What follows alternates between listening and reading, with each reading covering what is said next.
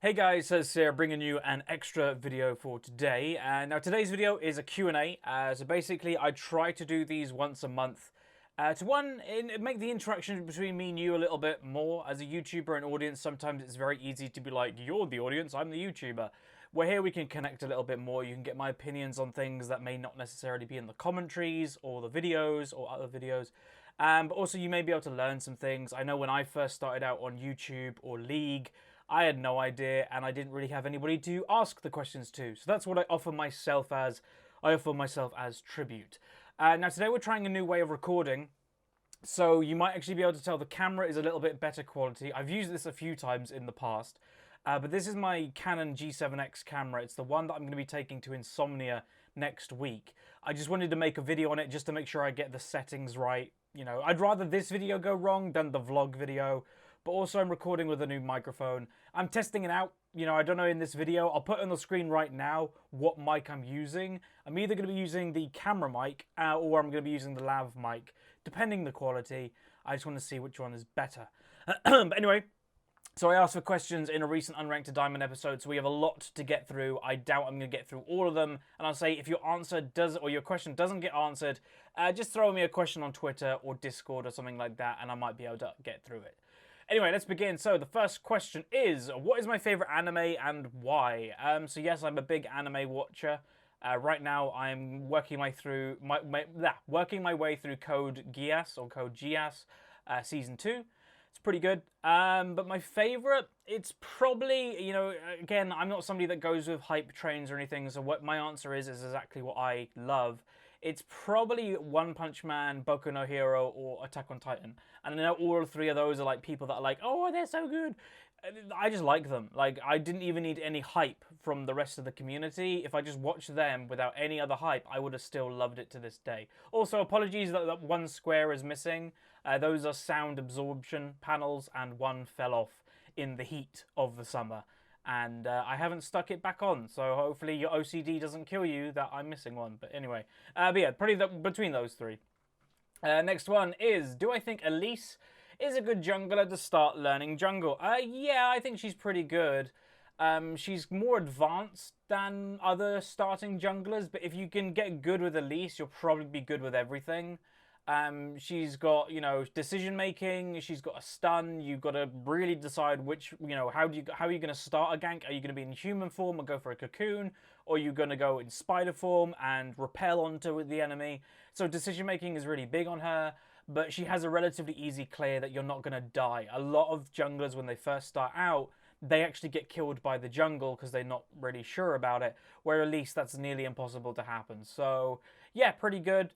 Other junglers that I'd recommend starting jungling, Jarvan, Vi, I would say both are pretty good, so hopefully that will help.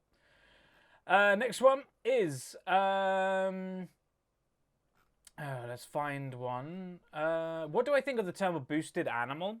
It's a weird one, really. Like, obviously, Cutie Pie kind of made it really popular. I don't really like the term, you know, I find boosting... I know it's a joke, 100%, you know, jokes are fine. But I think it kind of lightens the problem of actual boosting in League. When everybody just goes around saying, oh, that guy's boosted, that's boosted. You know, it kind of makes us forget that people are genuinely boosted in this game and they actually should be punished. So it's fine as a joke, it's fine as a light-hearted thing, but it does make, I think, a lot of people kind of forget about the actual problem that is boosting. So there you go. Next question is, have I ever considered playing the the console RPG Destiny? I wouldn't really count it as an RPG. I have played it, but I only played it for about half an hour and then I got bored. So not really, no. Next question is Bard good for solo queue? Yeah, really good if you're good at him. That's pretty much the definition of Bard. If you're great at Bard, you can carry the game and go crazy, land amazing queues, do amazing engages with your E or your ultimate. Like, yeah, Bard's really good, but you have to be good at Bard to make him good, if you know what I mean. So, yeah, very good champion. Next question. Basically, I'm kind of filtering through people that are asking questions and people that are just commenting about the Unranked to Diamond episode.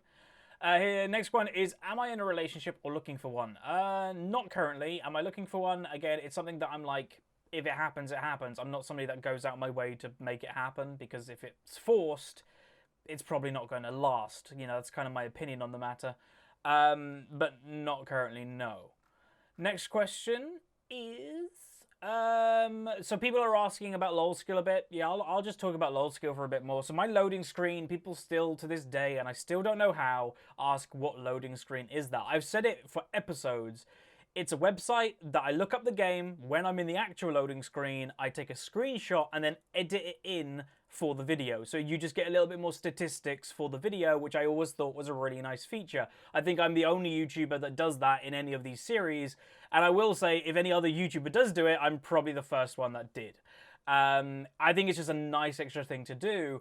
But I do say every single episode, welcome to the loading screen. This is where I use the website lolskill.net. I literally say it in every video. And in the bottom right of the graphic, it has lolskill.net down there as well. I did that on purpose.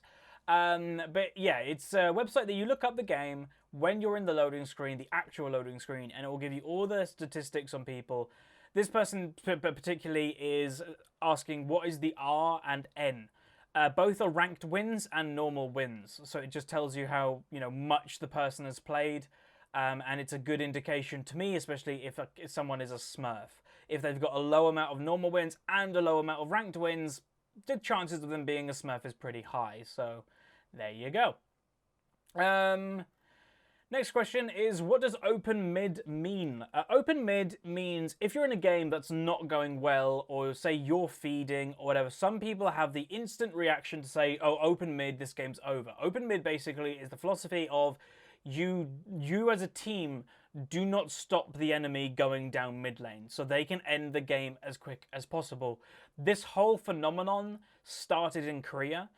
With internet banks. So in Korea, a lot of people can't afford, or they just don't have a computer at their house, which is completely fine. So they go to these internet cafes and they play League there instead. But because they actually are getting charged per hour on how much they're playing, they don't want to waste any time in game. So if they think a game is over, and this literally can happen after first blood, which is ridiculous, but they'll go open mid, and a lot of people do it in Korea, that they just open mid, let the game finish, and then they'll go into the next game. I think it's an okay thing if you are, say, like a Korean player that's an internet cafe thing, that makes sense. You're saving money. Still, you probably could win some of those games, but I guess they just don't want to try. But in the West, in the United States, in Europe, I think it's a very stupid thing to do, because we're not an internet cafe thing. We don't play in internet cafes. Like, some people might, but the vast majority, 99.9% people don't. So the whole philosophy of pushing mid, open mid, it's lost in the West, but people still do it because they're raging or whatever. So I think it's a stupid thing to do. I will never open mid. Even if my whole team, and it's happened several times, even if my whole team is AFK, I'll go to a different lane and just keep farming. Like, I just don't see the point of going AFK like that. So that's me. Next question is, do I think people can break their skill cap? Yes, definitely, but it's hard. So it's a topic that a lot of YouTubers and that don't tend to talk about, because in the end of the day, if a YouTuber goes, I'm here to teach you, but some of you will never get better, some people will just leave because they're like, I'm not going to get better, screw you. So it is a true thing. Like, I'm not going to hide that away from you guys. There are some people that have played since Season 1 that are still in bronze, that are still in silver, and they are trying to actively learn. That's one thing to say, though. A lot of people who are stuck in ratings, they're not actually trying to learn. They just keep playing, doing the same thing, and nothing's changing.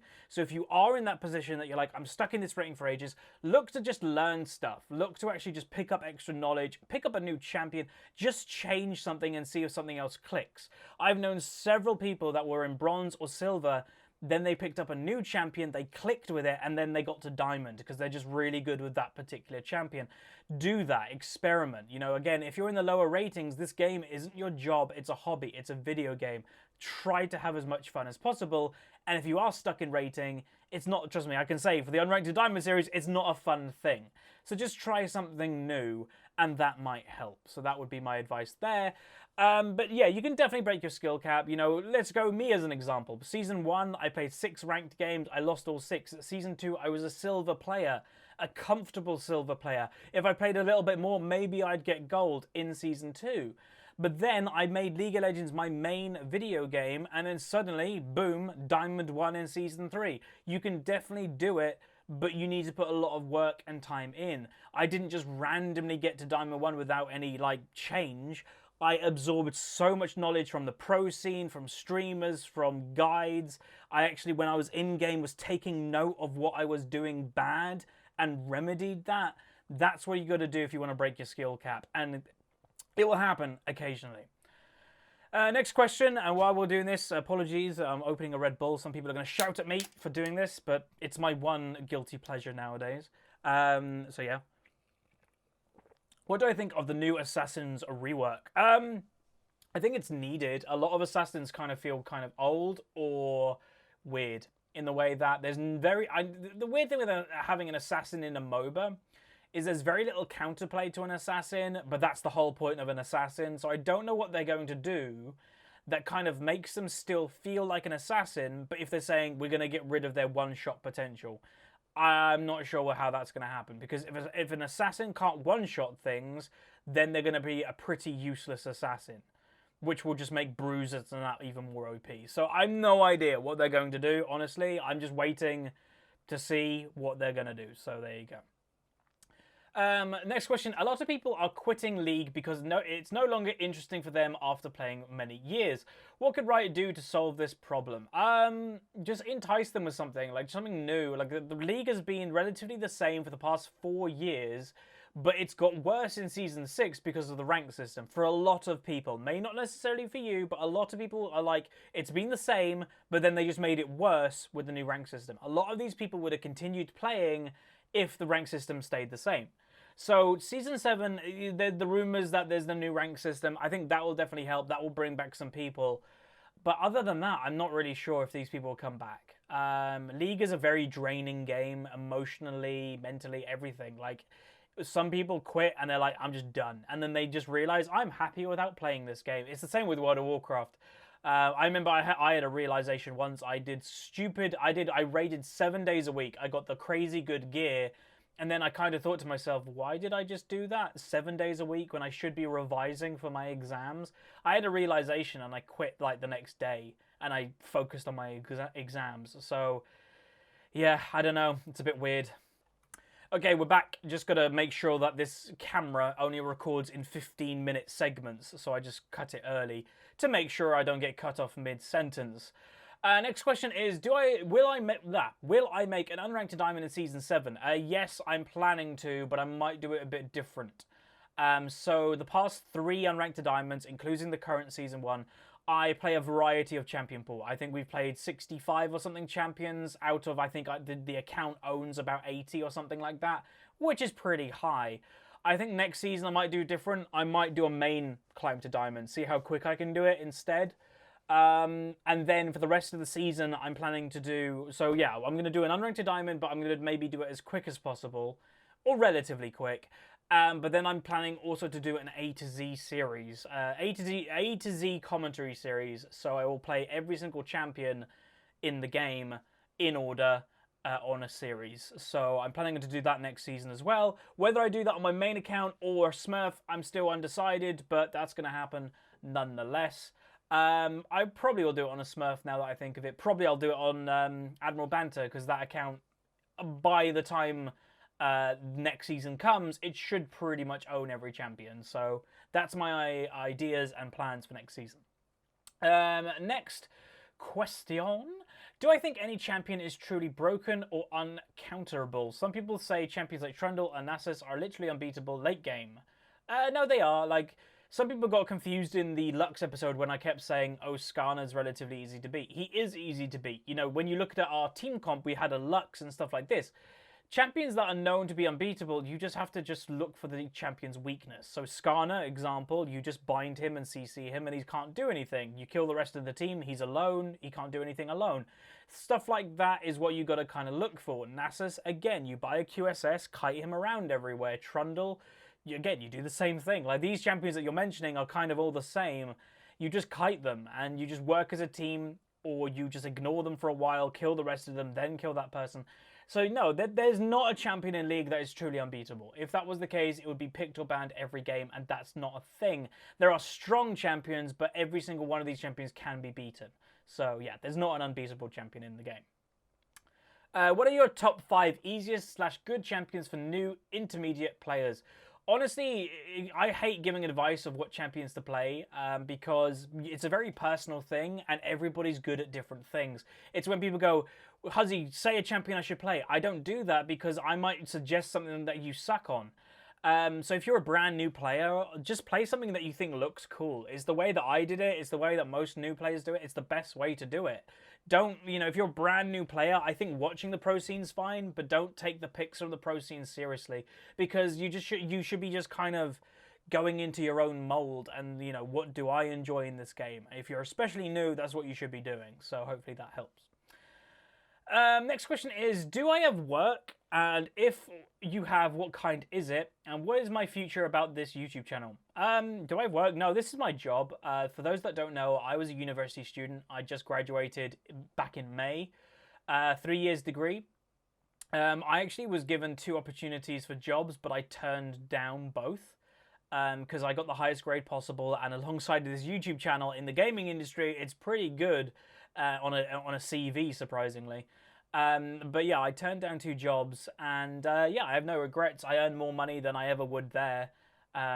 So yeah, like, I'm doing really well on YouTube right now, considering my channel size. Like, all I'll say about my income, I guess, is if you have some similar sized channels to mine, I'm gonna say I probably earn about double what they do.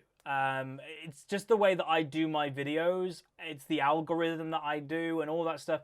I've worked out the system quite well, which is allowing me to do this for my job. That's why you're getting daily content. That's why you're getting sometimes 2 videos a day. It's because I can actually do this as my job, and it's rewarding to do it for my job. Not just because, financially it's rewarding, but you guys watching is also rewarding. So, yeah. Next question is, why do you always ban Yasuo? I understand you don't want him on your team, but just because you're bad at him doesn't mean everyone. No, I don't want to play Yasuo. Like, I'm not banning him because I don't want to play the champion. I ban him because I don't want my teammates to play him. It happens in every rating. I've got my main account, which at the moment I think is in Diamond 4. I've got a secret Smurf somewhere in Diamond. I don't say where it is because I don't want people to know about it. I've got the Unranked to Diamond account, and I've got another account in Platinum 2. Every single one of these is the exact same when I have Yasuos on my team. They'll usually do, they'll usually feed, they'll usually do okay, and if they do okay, most of the time they will throw later because they go in 1v5. It's in every rating that I currently play in. So from high diamond to low diamond to high platinum, it's the exact same. So yeah, I don't want to play Yasuo. I like the champion, he's a cool champion, but I just don't want him in my games because it's also the Shaco effect in the fact that you will have a terrible Yasuo on your team, but then if Yasuo's on the enemy team, he'll be amazing and they'll just win. I don't know if that's me, but that's always what I find. Hopefully that answered your question, though. Next question is, have you ever played Pokemon? If yes, which one? I've played every single one. I'm actually starting, I've got my Nintendo DS case up here. I'm starting to get back into it a little bit in preparation for Sun and Moon, but I have played every single generation, every single game of Pokemon Go, at least one of them. So, I haven't played both Black and White, I've played one of them. I haven't played both Black and White 2, I played one of them. But I played every single generation of Pokemon. I grew up with it in the 90s. And it's just a fairly chill game for me. Back when I was a kid, it was like my main game. It was the main game of like the kids in the 90s, really. When now, if I'm tired, I'll go to bed early and I'll play an hour on my DS or something like that. That's kind of what I do. So hopefully that answers your question. But yeah, Pokemon's amazing. Next question is, next question is, what is the best and worst thing about being a YouTuber?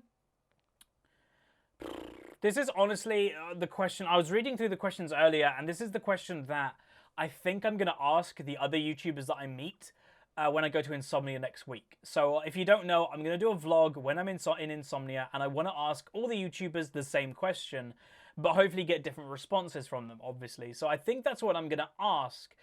maybe I won't ask what's like the bad thing because I don't want it to be a negative video, but I might ask them what is the best thing about being a content creator. So for me, I'll answer it now. It's the same thing. The best and the worst thing is the exact same thing. It's you guys. You guys are the best thing about doing YouTube, but also the worst thing about doing YouTube. Hopefully nobody takes this to offense, but the best thing because you guys are allowing me to do this for my job. You guys literally are giving me a voice to put on the internet and people are hearing me. And it's amazing that every day I know my channel gets roughly 50,000 views. That's incredible. Like, did I ever think that that many people would be watching my channel daily? God, no. Like, that's insane. But then the worst thing about it also is, you know, with good stuff comes bad stuff. And, you know, it's the internet. So you have the anonymity, or whatever the word is, of people that will troll, flame, whatever they may do, and that comes along with doing YouTube. And sometimes you have low days because you're just reading comments, you're like, you know, why am I doing this? So it's the thing with being a YouTuber as an actual job is it's weird. You know, you can't compare it to a normal 9 to 5 because we work more than 9 to 5, not in workload, but in hours. I'd say I work on average 14 hours a day in total. Like, it's you're never turning off. Even if you're, you know, watching TV on the sofa, you're still thinking about YouTube. It's a kind of like a torture job, really, but it's amazing at the same time. But a lot of those thoughts always come with the people that are watching. So definitely the worst and best thing about doing YouTube is the audience, really. And I think that goes for any...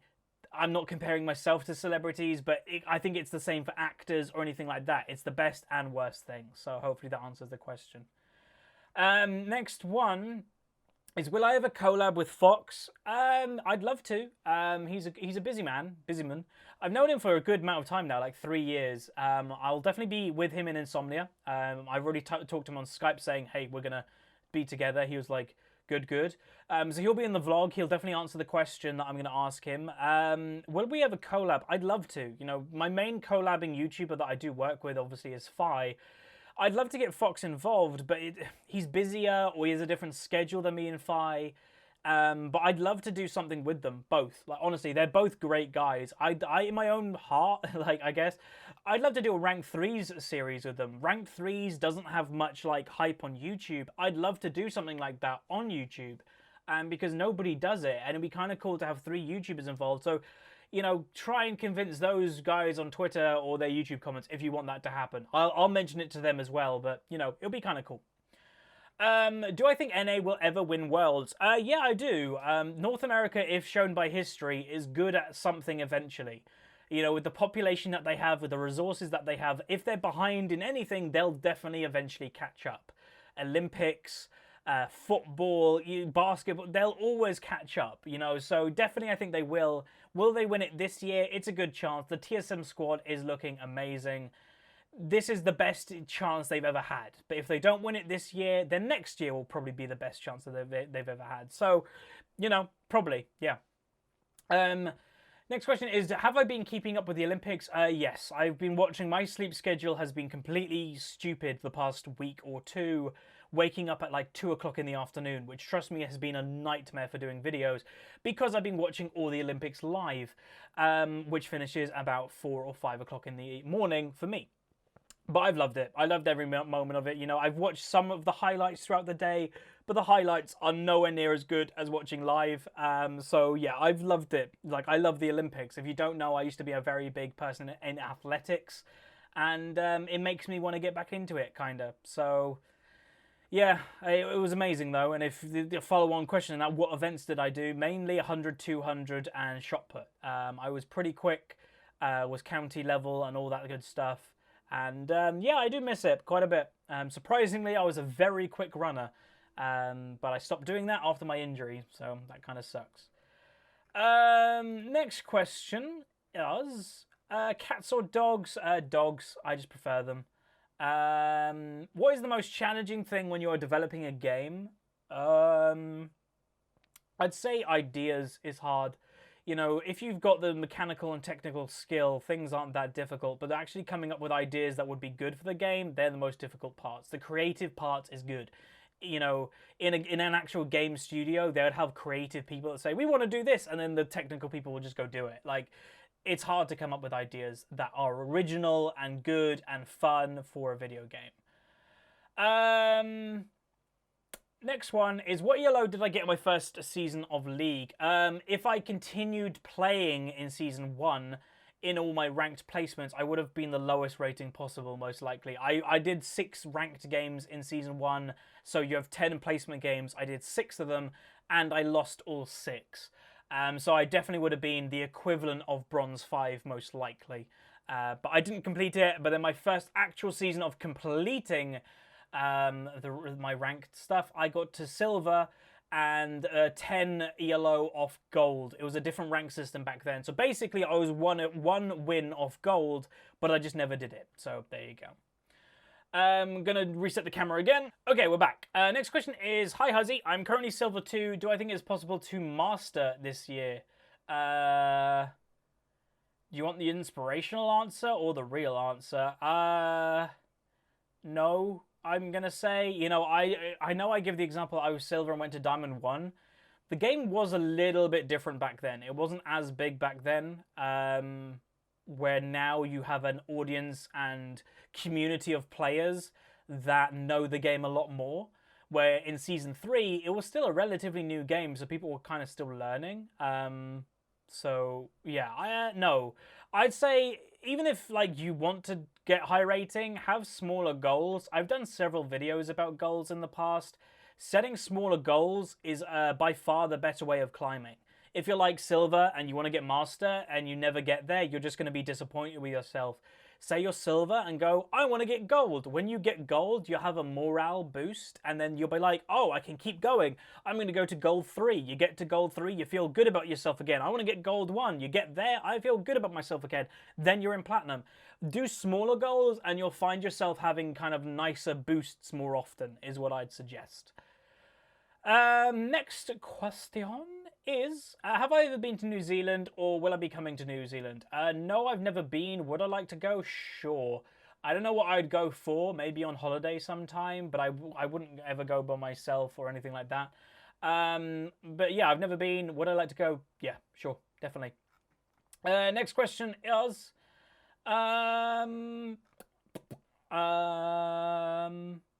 that's the assassin one. We've already answered that. Have I ever thought about doing an unranked diamond on a different server like North America or the Korean servers? Well, I can't do it on Korea. To get a Korean account legally, and everything I do officially, because it's happened to other YouTubers that they've started a series and then halfway through their account gets banned because they just bought the account. Like, that would suck. So I'm never going to do like that.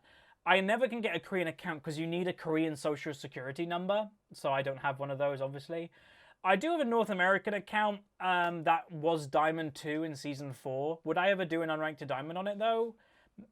Probably not on YouTube, maybe on stream. Ping is really annoying to deal with. And, you know, some people just, that's their natural ping. Where my natural ping is to EU West. So I just play on EU West. If I'm playing on North America, I'd rather do it without like a stressful climbing series on the back of it, because the ping is just annoying. So yeah, hopefully that answers the question. When did I start playing League? Season 1. And why? Kind of boredom. World of Warcraft was starting to tone down back in 2010, I think. 2010? Yeah, I think it was 2010. It was starting to tone down a little bit with the content it was doing, and we were getting a little bit bored. We were in a pretty good raiding guild, and yeah, just nothing was going on because we already have done everything. So we were like, let's just find a new game. So me and another friend went on League. Then a few months later, more people joined us, and then suddenly half of our raid group was playing League. So that's how it happened. So there. Hopefully you enjoyed that. Next question is, how does a YouTube career work? Where does your income come from, and how does it differ from Twitch streaming career? Always been curious. Okay, cool. I guess people don't really know how it works.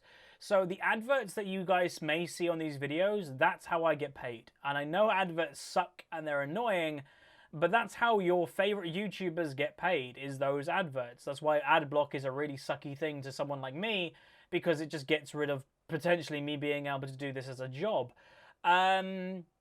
But the more views you get, the more ad views you get, that's how much money you make. But there are other things that kind of contribute to that. Video length, audience retention. This stuff also, let's just say, has a big impact, which is why for my channel size, I earn quite a lot, because my length of videos is kind of big, and people watch nearly the whole way through every episode. So I do quite well. So that's how that works. Where a Twitch streamer, again, I do that as well. I earn money from that as well. It's a bit different. You know, all I'll say is Twitch, you don't make a lot of money on the ads on Twitch. You make money from, you know, PewDiePie, Scara, these guys that do it, Dyrus, these guys that do it as their job on Twitch. Their money comes from Twitch subscriptions and donations. Like, that's where their money comes from. So what can you make more money on? It's much of a muchness, really. You can make more money on YouTube, you can make more money on Twitch. It just depends how big you're on either. If you're big on both, you've just landed in a gold mine, basically. But yeah, that's basically how they differ. YouTube is ad focused, Twitch is more subscription and thingy focused. And yes, there's obviously adverts on Twitch, but trust me, they're not that good. So there you go.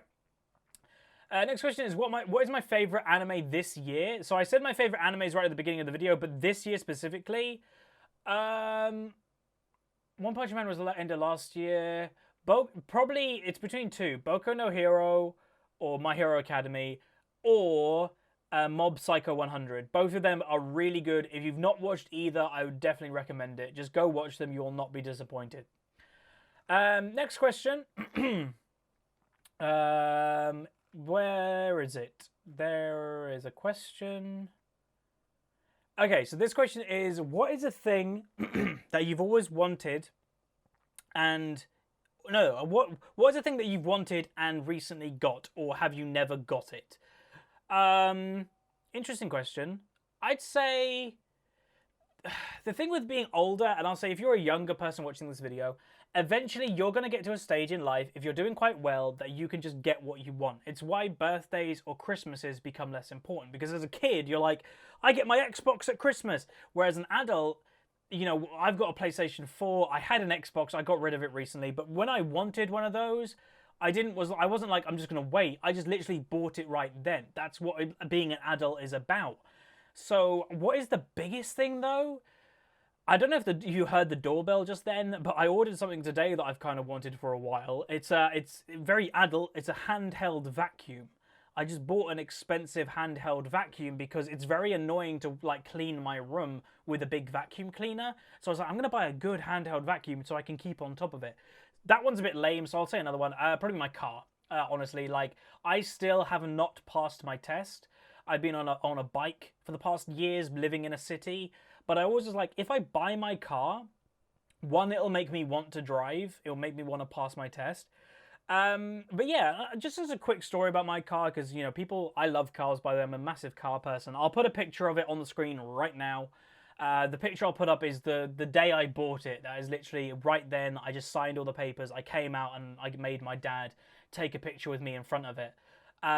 It's sitting on the driveway right now. It's a great car. But basically, some people think, God, that's a really good first car and you haven't even passed your test. And yes, my grandparents had that reaction. My family even had that reaction. All I'll say is occasionally in life, you need to treat yourself. When you do well in certain aspects in life, treat yourself, especially with things that you like. I'm a massive car person, therefore I treated myself to a nice car. But it wasn't just because I'm doing well on YouTube. The main reason I got that car was because of university. So when I was looking to get a car, I was looking at Vauxhall Astras or a Golf, which are kind of, you know, they're okay cars, they're pretty good cars, there's nothing wrong with them. But then I said to myself as a little thing, if I manage to get the highest grade possible in university, which is a first, I'm going to treat myself a little bit more. My letter came in the post, literally, I think it was on my birthday, I got my result, and I got a first. I was like, okay, I'm going to get myself a better car. So then suddenly when I was looking at Astras or Golfs, that suddenly turned into BMW 1 Series or Audi A3s. Had a little bit of look, went into BMW a few days later, spoke them to about it all. got the lowdown. They were very surprised that I wanted to buy one without having a license, but they've had it before, and I ended up with that. So that's the story of that car. It's, you know, it's immaculate. Like, it's not new. It's 2011. I didn't go that crazy. I didn't buy a new one. 2011, 5-door. It's in white. It's a 2-liter. It's got sat nav, all that stuff. But it only has 20,000 miles on it. Like, that's why I got that one. I was looking at 2012s, 2013s with the newer model, but this one only had 20,000 miles on it with sat-nav and all that stuff. So I was like, yeah, I'm just going to get that one. It looks amazing. So that's the story of my car. It's something that I'm really proud of because it kind of shows, to me, you know, to you guys watching, you're like, oh, you just got a flashy car. Or people when I'm driving around, like, hey, you just got a nice car. To me, it shows that in my own head, it's my reward of doing well in university. Whenever I look at that car, I always know I got a first in university, and I'm very proud of that. So that's what it is to me. Anyway, we're going to answer 2 more questions, and that's going to be it for the Q&A. What kind of music do I listen to? Honestly, everything. My playlists on Spotify. If you watch my stream occasionally, you know how random my music choices are. I have Disney, I have Eminem, there's Michael Jackson in there, there's Imagine Dragons, there's Mumford & Sons. Like, it's random. And I love music in general. I'm not a massive person, let's say, on modern rap. It's not my thing, but that's pretty much it. I love country music. I love, you know, just everything, really. Like, I just like music, which is I never used to, but I do now. And then the final question is, if YouTube didn't exist, what would you be doing as a job? I'd honestly probably be in the financial sector, or an airline pilot, or probably in game marketing. You know, those are actually the 3 options that are still open to me. So I will either try to go in investment banking, I'm either going to become a commercial airline pilot, which is still a very good option open to me, or probably something in the gaming industry, like game marketing or something like that. So hopefully you guys enjoyed the Q&A for today. Hopefully the audio worked out quite well. I'm actually eager to see how it came out. So if you enjoyed the video, throw a like button on it. If you've got any more questions, maybe I'll answer a few in the comment section, but we'll see. So yeah, throw a like on it, subscribe, and I'll see you guys next time. And also, by the way, if you're going to Insomnia, I will see you there. Make sure you come up to me and say hi, because it's always amazing. When people watch my videos, they're like, I watch your videos. I'm like, ah! So yeah, please do. So thank you very much for watching again. Subscribe, like the video, subscribe, and I'll see you guys next time. See ya.